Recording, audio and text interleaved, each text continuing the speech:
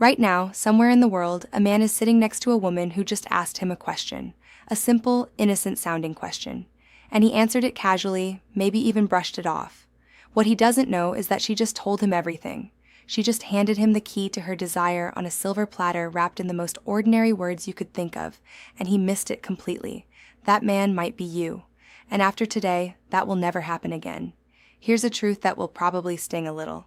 Women almost never say what they actually mean when it comes to intimacy. I know. I know because I am one. And I can tell you from personal experience and from years of studying how women communicate that the way we signal desire is nothing like what most men expect. There is no neon sign, there is no dramatic confession, there is no movie scene where the music swells and she throws herself into your arms. What actually happens is so subtle, so effortless, that it slips right past most men like a whisper during a thunderstorm. A study published in the journal Communication Monographs found that women use indirect speech patterns nearly 70% more often than men when communicating about emotionally vulnerable topics. 70%. That means when a woman wants something intimate, something personal, something that makes her feel exposed, she is almost certainly not going to say it directly. She is going to code it. She is going to dress it up in the most harmless-looking language possible. And if you are not paying attention, you will respond to the surface, meaning the real message underneath. Now, here's the part that makes this video different from anything else you have watched. I am not going to give you a list of 20 vague signs. I am not going to tell you to watch her body language or read her energy. I am going to tell you the exact 2 questions she will ask you when she wants intimacy. 2, that is it. And once you hear them, you will never unhear them. You will start recognizing these questions everywhere in your past relationships, in your current one, in conversations you had years ago that suddenly make a lot more sense. But before I reveal them, you need to understand something crucial first. You need to understand why she asks questions at all instead of just telling you what she wants.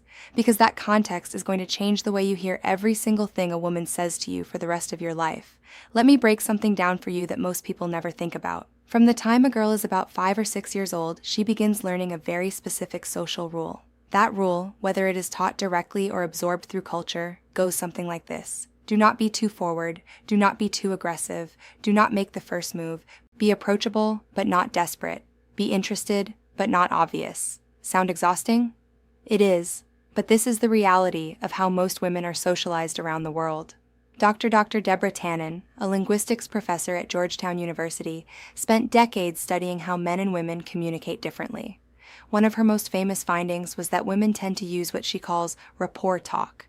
That means women communicate to build connection, to test emotional safety, and to gauge how the other person feels before revealing how they feel. Men, on the other hand, tend to use report talk, which is more about exchanging facts and solving problems. So, when a woman asks you a question, she is usually not looking for a factual answer. She is checking the temperature of the room. She is testing whether it is safe to go further. This is why so many men feel blindsided when a woman suddenly pulls away or loses interest. He thought everything was fine. She was smiling. She was laughing. She even asked him a couple of sweet questions. But from her perspective, she put herself out there, asked the 2 most vulnerable questions she could think of, and he treated them like small talk. He gave her a one-word answer and went back to scrolling his phone. And in that moment, without saying another word, she closed the door. Now that you understand the framework, the operating system behind how she communicates, it is time to talk about the first question. And honestly, when I tell you what it is, your jaw might actually drop at how simple it sounds. The first question a woman will ask you when she wants intimacy is this. What are you thinking right now?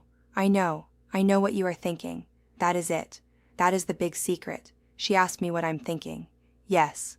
And the reason you are underwhelmed is the exact reason men keep missing it. Because it sounds like nothing. It sounds like idle curiosity. But let me explain what is actually happening inside her mind when she asks you this.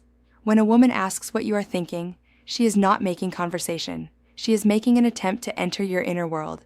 She is asking for access.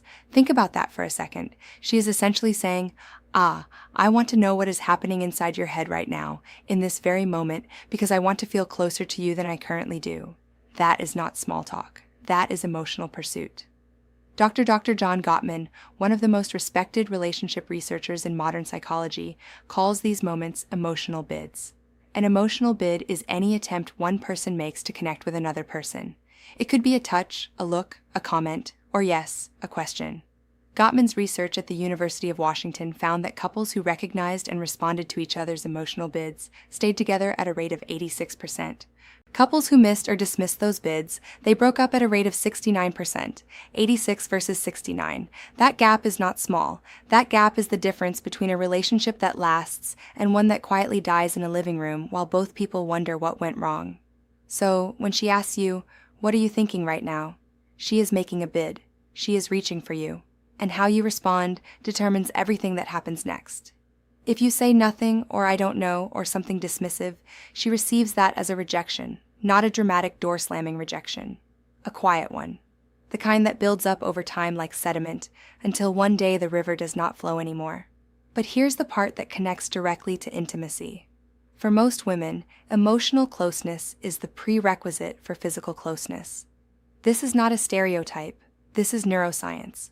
Research published in the Archives of Sexual Behavior found that women's sexual desire is significantly more responsive to emotional context than men's, meaning a woman's body does not just respond to physical attraction. It responds to emotional safety, to feeling seen, to feeling valued, to feeling like her inner world matters to the person she is with. And when she asks what you are thinking, she is checking all of those boxes at once. She is saying, "Do you trust me enough to be vulnerable? Are you present with me right now? Do you see this moment the way I see it?" And if your answer tells her yes, something shifts. Not visibly, not dramatically, but internally.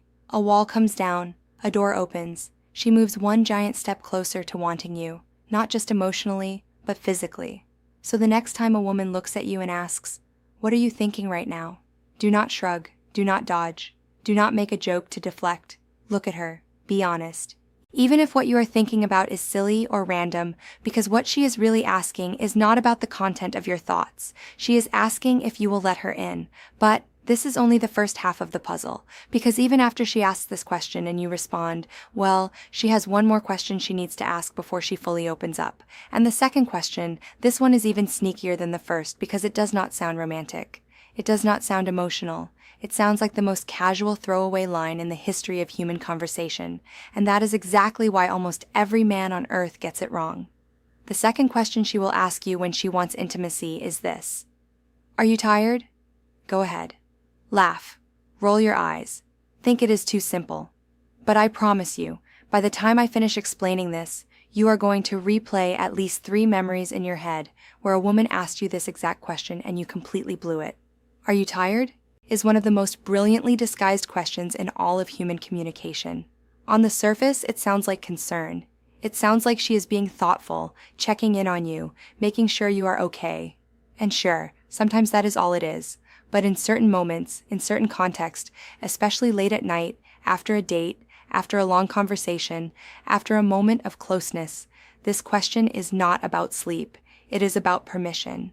What she is really asking is, "Are you available? Do you have energy for me tonight?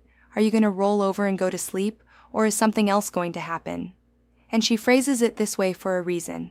She phrases it as a yes or no question about fatigue, because it gives her plausible deniability. If you say, "Yeah, I am exhausted," she can nod and say, "Okay, good night." And no one gets embarrassed, no one gets rejected.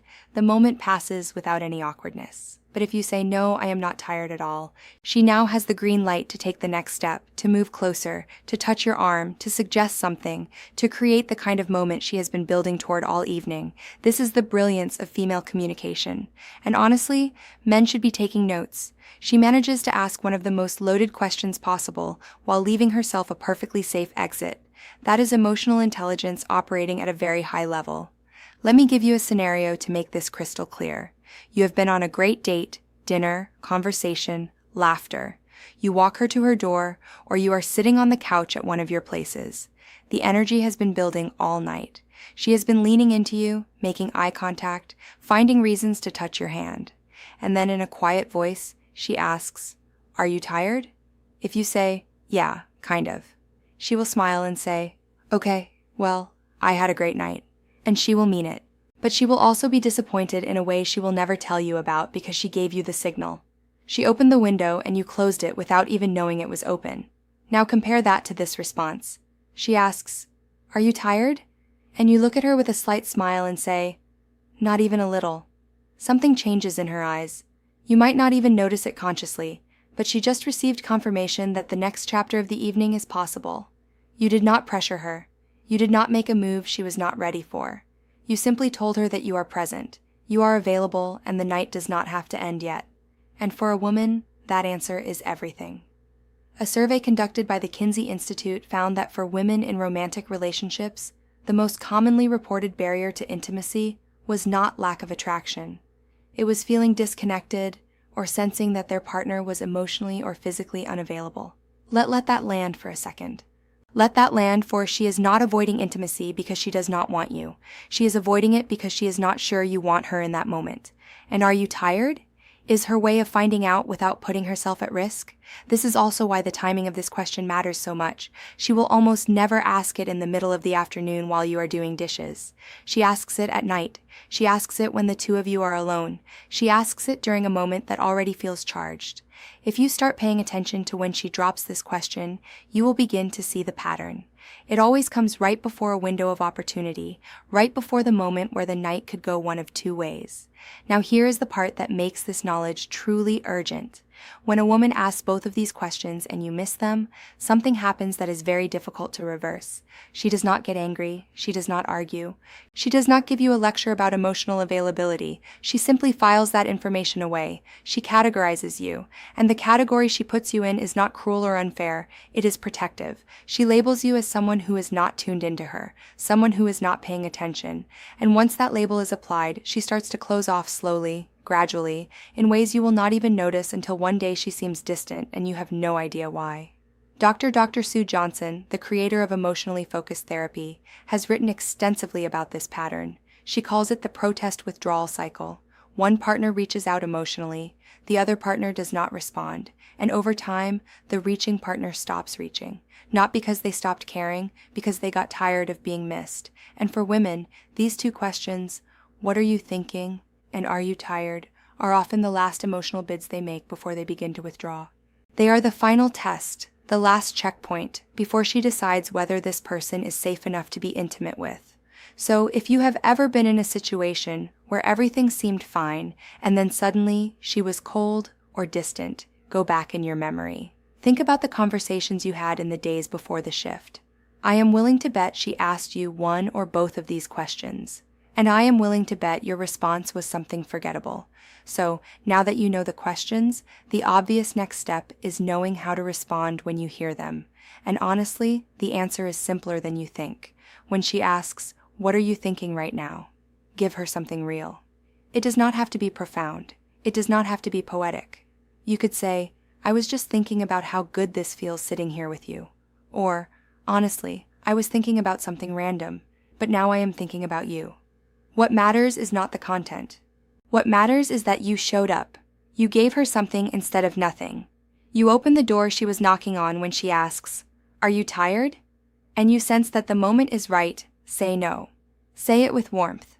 Say it like you mean it. You do not need a smooth line. You do not need a movie-quality response. You just need to communicate one thing. I am here. I am present. And I am not going anywhere tonight unless you want me to. That is it. That is the whole formula. Be present when she asks the first question. Be available when she asks the second. Those two responses given at the right moments will do more for your connection with her than any grand romantic gesture ever could. Here is something I want to leave you with. Women are not mysterious. We are not impossible to read. We are not playing games or speaking in riddles for fun. We communicate the way we do because we have been taught that vulnerability is risky and rejection is painful. And the safest way to reach for someone is to do it with words that do not cost too much if they are not returned. These two questions, what are you thinking right now, and are you tired, are not random. They are calculated. They are intentional. They are the result of a woman deciding that she trusts you enough to let you in. But she needs to know if you are ready before she takes that final step. And now that you know this, you have a responsibility not to manipulate, not to game the system, but to pay attention, to listen with more than your ears, to hear what she is really saying underneath the words she chooses.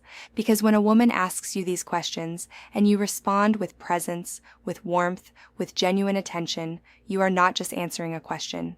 you are telling her that she is safe. And for a woman, safety is the foundation of everything. Now, if what you just learned shifted something in the way you think about female communication, do me a favor.